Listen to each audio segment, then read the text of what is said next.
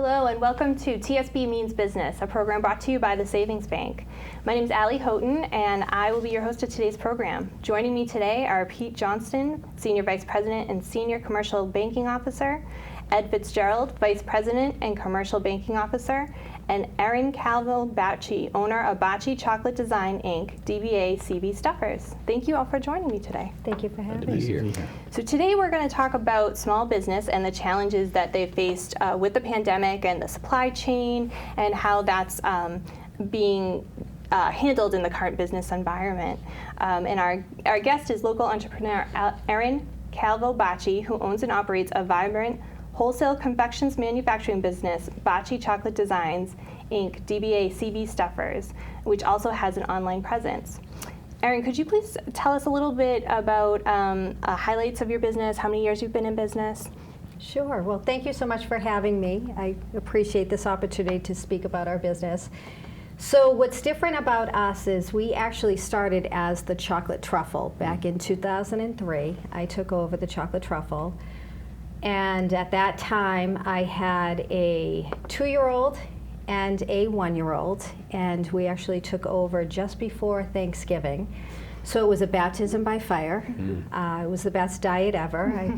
I lost 14 pounds in a few weeks, amazingly enough, being around chocolate. And it was just something that my husband had thought this would be a great opportunity. My husband, Carlo, is a serial entrepreneur and has mostly been in the food service, and he has spent some time also in the amusement rental. He was actually doing that at the time, and he thought, okay, amusement rentals, a lot of parties, confections. The Chocolate Truffle was known for doing a lot of favors for weddings and special events. He thought, okay, this would be a great marriage of the two.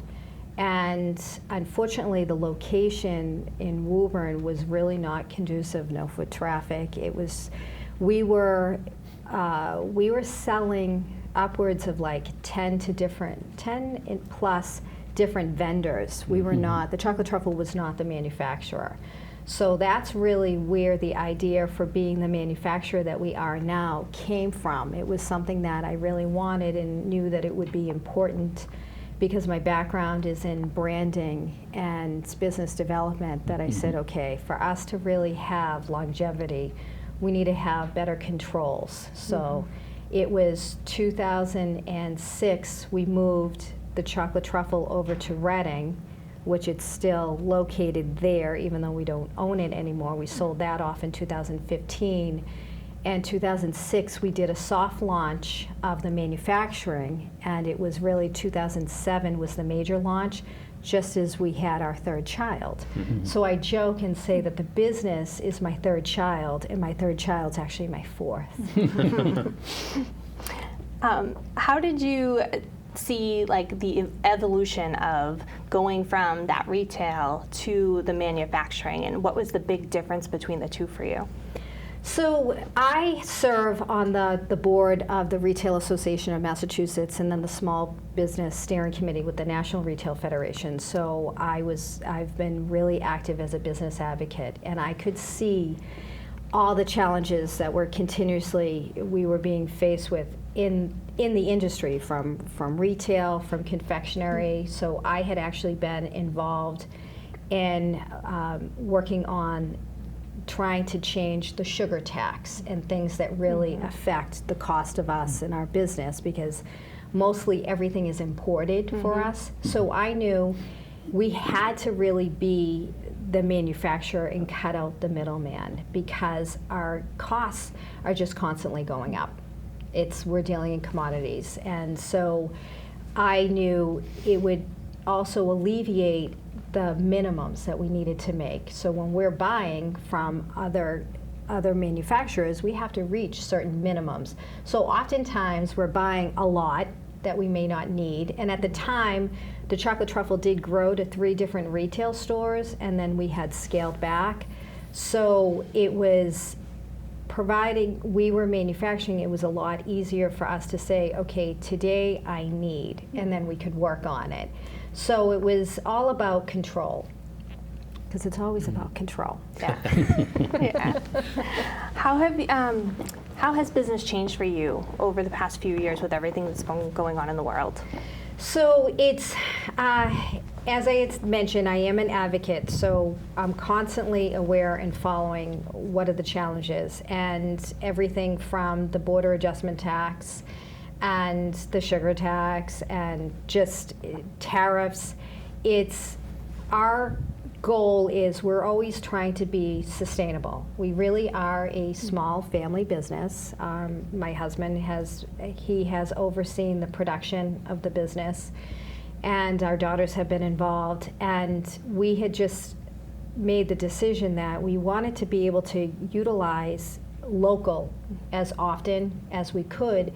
The reality is manufacturing isn't happening in Massachusetts, the United States, to the level. I mean, we're fortunate enough that our boxes are made locally.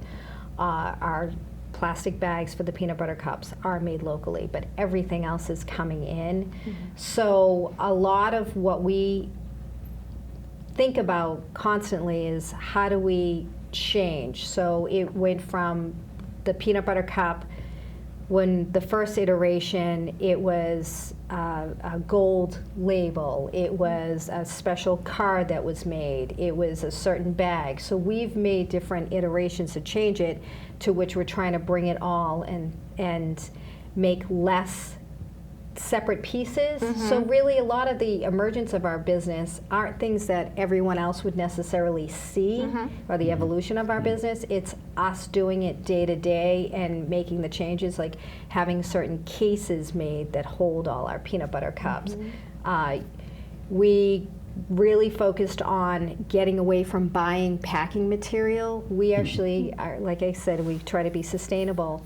We collect clean packing material from other businesses and other people. So with COVID, when everyone was having food deliveries, that was a win for us because we were getting ice packs, we were getting coolers.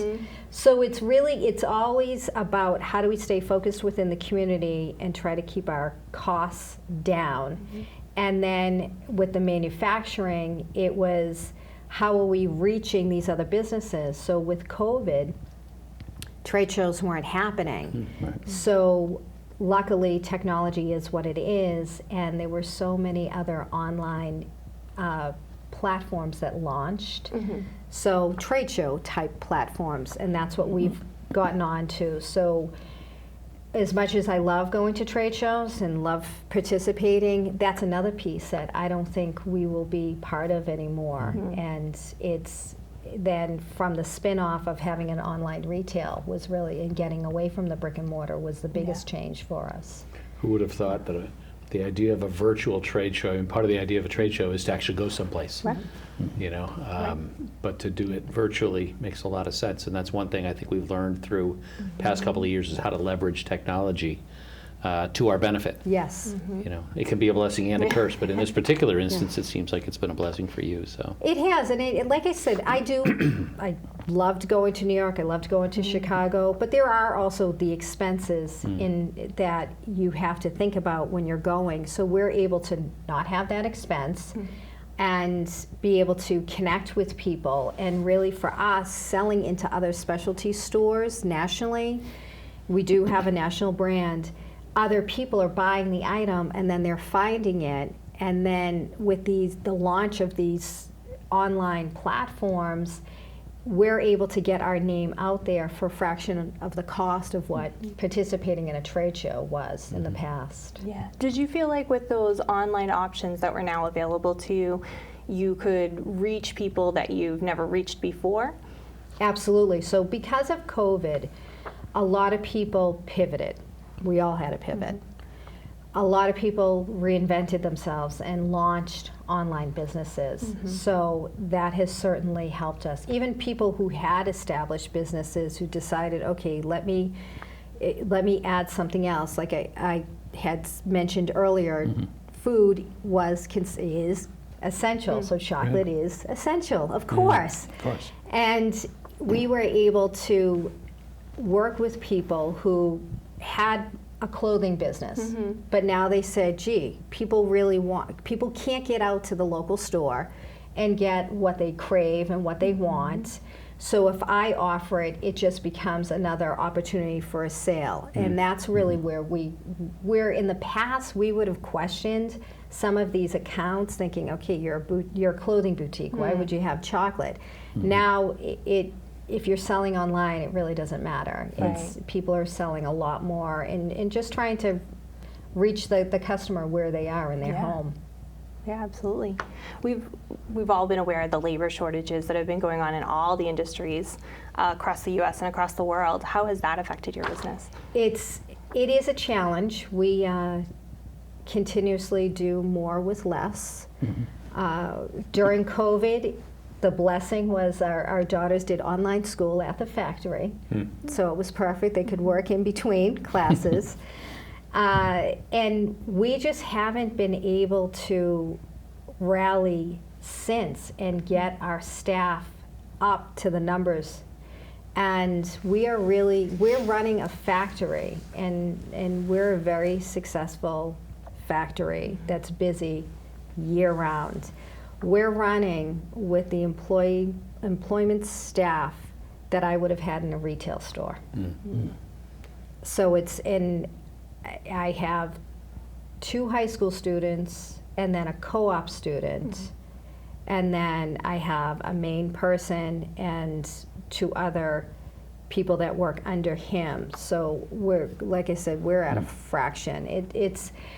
I don't know what will change. I think really what's going to happen, my fear is as businesses like mine just learn to do more with less, as I had said, we're going to figure it out. We're going to automate. We're going to add things. And then suddenly there is going to be a group of people that will be left behind. And that's another issue that we'll have to be dealing with down the road.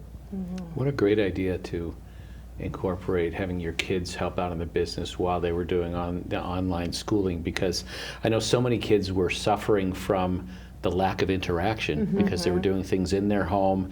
You know, mom and dad might have been working on the laptop, and it's just I think sometimes we don't teach our kids enough about business so that when they graduate, yes, they know how to interact with other people, but they don't know the ins and outs of running a business, deadlines, and things of that nature. So that's really neat that you were able to kind of have the vision to have them there. It was probably needs-based as well, I'm sure, but... It was needs-based, but it really was, we knew getting out does a lot for you mentally. Sure. Like being able to at least, okay, get into a car, go for a ride. And thankfully where our factory is, we're down the road from the beach.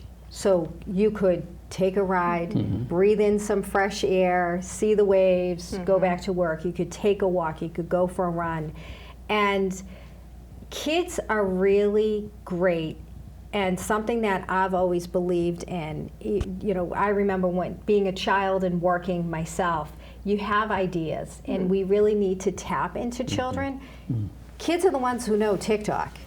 So it was our 15-year-old who was the one that was able to get the TikTok page and create videos. And it was really a nice bonding experience for the 3 girls to be working together. And we have incorporated them a lot. In fact, one of our newest flavors, which isn't that new now, but the salt pretzel peanut butter cup, the whole design behind the campaign came from our girls. They were the ones that could see, okay, we came up with the tagline, diving into something salty sweet. What would that look like?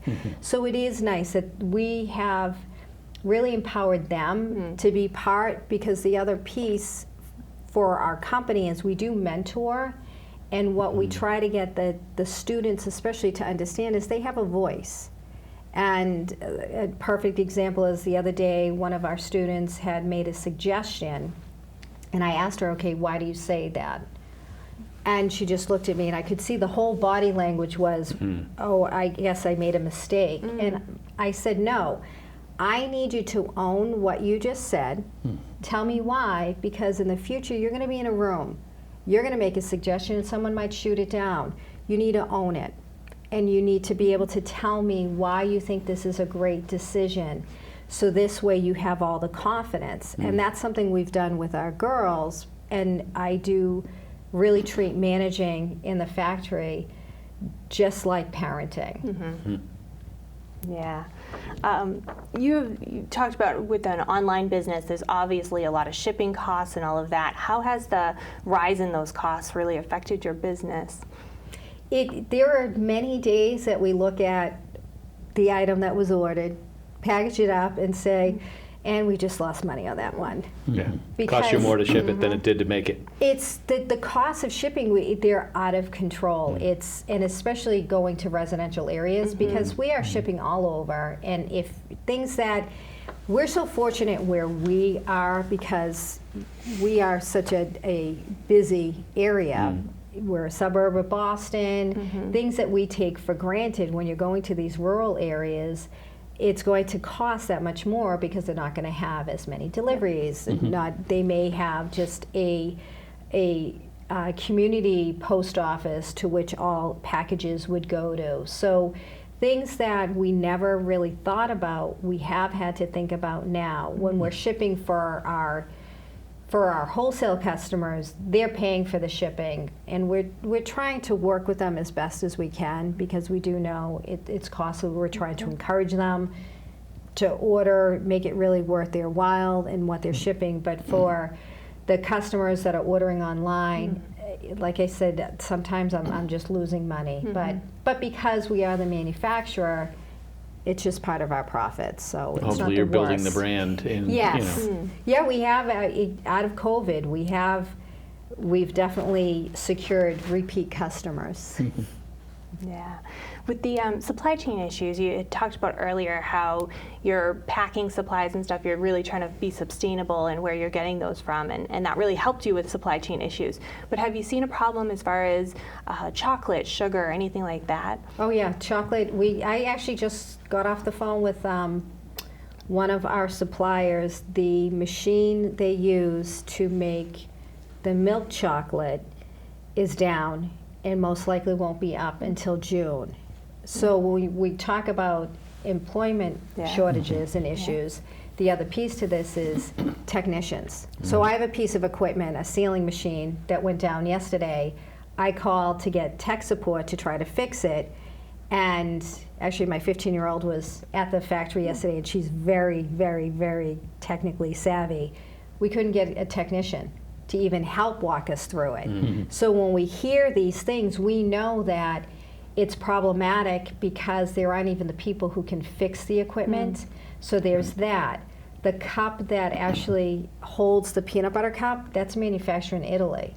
So anything that gets shut down, we know that impacts where it's moving. So what's happened is we've had to buy a lot more in advance, and we don't have the room to necessarily store everything. So that becomes problematic, and it's also guessing what's going to happen, who's going to want more, and always trying to stay ahead. So it's impacted us that we're paying a lot more out and then just kind of holding our breath and waiting to see what's going to happen, which that's something I've never felt really comfortable doing because of anything can happen. If the market, if there's a crash or anything, that's money that we've already spent that's sitting there. So that's a big challenge and a big concern. Yeah.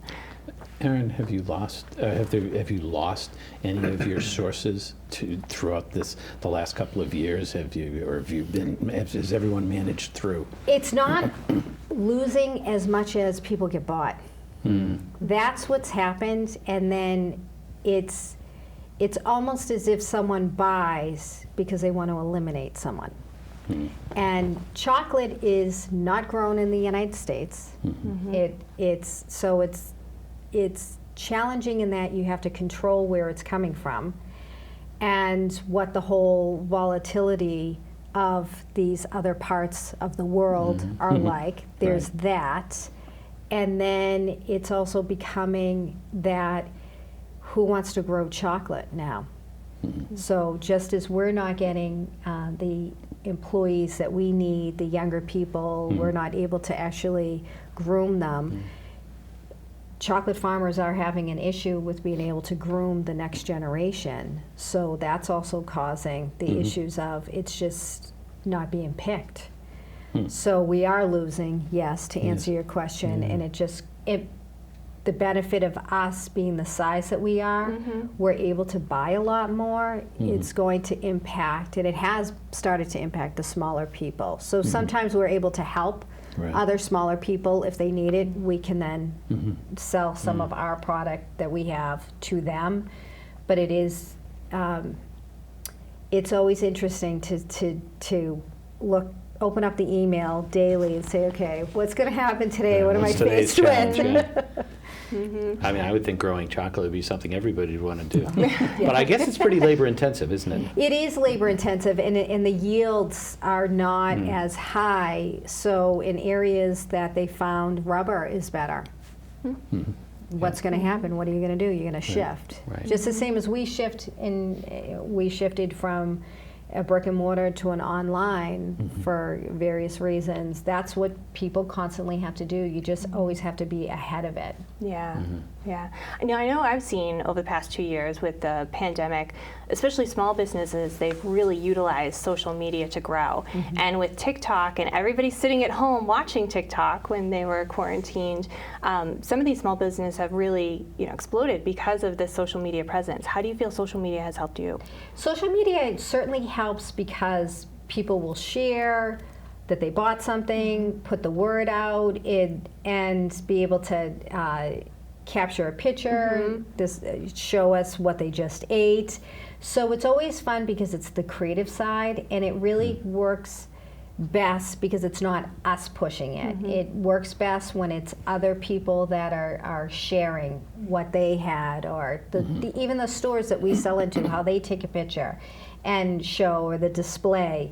And it's the visual. People really do relate and love the visual. So it's challenging though because of the data. So we had originally, we were selling a little bit on one of the social media platforms, and then I pulled back because that's not I don't own that, and that's not something, I didn't want to give that data and information away, so I pulled it back. Control. It's the control thing again. Yes.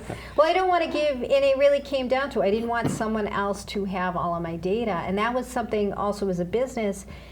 For me, I encourage other businesses, they should really have their own website. They should own what they have. To just sell on a social media platform, that's not their information. And that's what people really need to understand, that you want everything that's yours. Yeah. Ed and Pete, how do you think the bank or community banks in general have responded to these challenges that Erin's talked about today? Is the bank poised to help local businesses navigate themselves through this brand new world? Yeah, I think we are.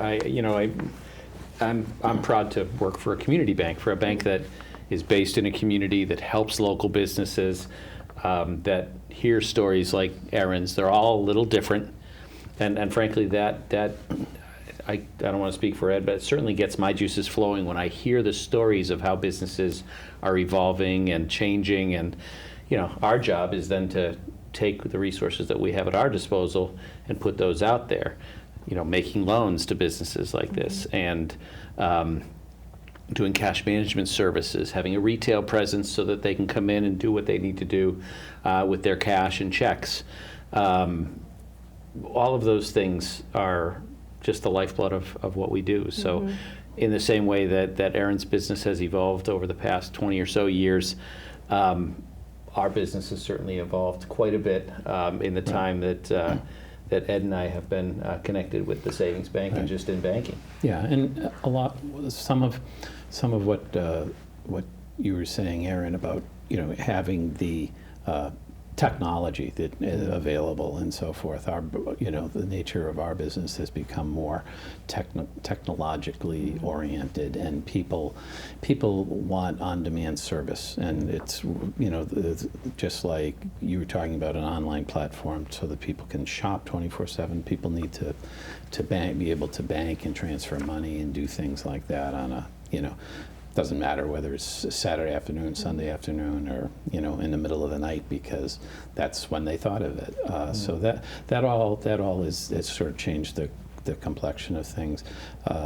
As far as changing with businesses, I think that we kind of have an obligation to work with people to be able to adapt our services, and also, obviously we knew with certain types of clients, non-essential services, you were talking about what's essential and non-essential and so forth, that we really had to be flexible with them during these challenging times that we've been facing. So I think those have been our challenges, and being a smaller organization, we're more easily able to adapt to helping people adapt. I know it sounds repetitive, but it's true. Yeah, it was an interesting environment for the last couple of years, because I think what happened was there were a lot of things that kind of felt outside of our control, if you will, and caused us to have to be reactive.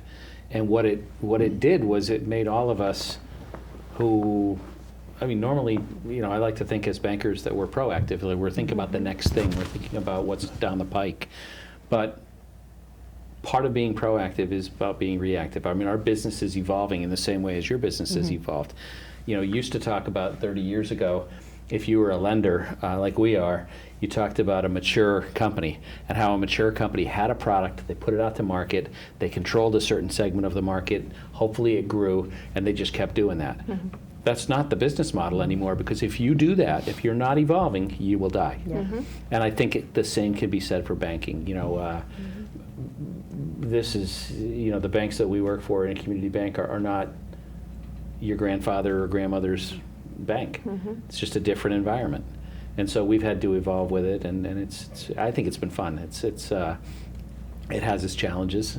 Some days you go home with a headache, but other days you feel empowered by the fact that you help somebody. And then if I can add to that, having the relationship with the community bank really does empower the business, because when we have a challenge, it's in regards to if there is an issue, to follow that up. It's nice to know that I actually do know the people. I can make that connection. I can call and say, can you look at this? What's going on? And that's something that, because we really do feel strongly about community and being committed, I like to know that banking with a local bank, it really is, it's helping all of us, and that is really important to us, and why we've felt that we want to stay with a local community bank. And we're always approached naturally with larger institutions, and I'm usually the one that ends up by feeling the call, and I can be very sassy and be like, hey, can you do this for me, because mine does. Thank you. But it does, what we've all learned is, through this pandemic, we have to rely on each other and lean on each other, and also share what have been the wins, and how do we make sure that we keep building on the wins? What was the fail? How do we move away from that? Yeah. So Erin, my last question, being around all this chocolate all day long, what would you say is your one favorite thing to indulge in? Oh, I don't have one favorite. It all depends on my mood. I am a lover of dark chocolate, but I do like, I like the salty sweet, and then the crazy things that I will like. We do use the local manufacturers of fluff, and they're actually just down the street from us. So it's not unusual that I would have a cup with a lot of fluff and then some chocolate on top. That is really good. That sounds really good. Yes. So I want to thank you for joining us today. Thank you for having me. And me. thank you, Pete. Thank you, Ed. And I want to thank all of you for joining us today. And we will be back very soon with a new edition of TSB Means Business.